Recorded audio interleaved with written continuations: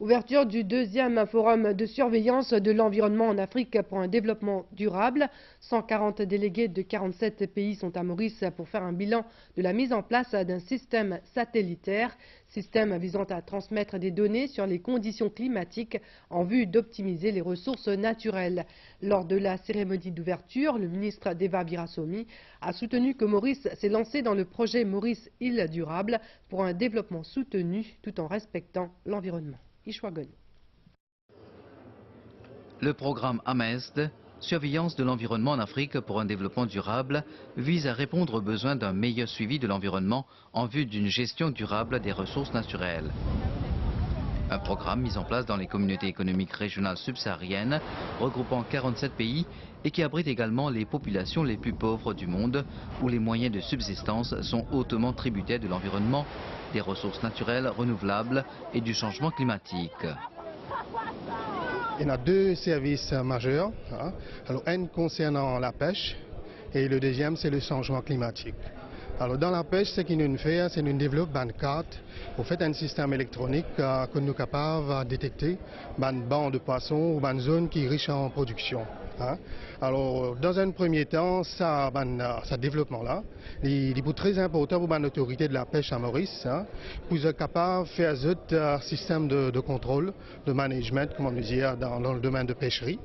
Le ministre mauricien de l'Environnement et du Développement soutenu, qui a procédé au lancement du deuxième forum, a souligné qu'un réseau de données au niveau régional établi permet un développement soutenu tout en protégeant l'environnement.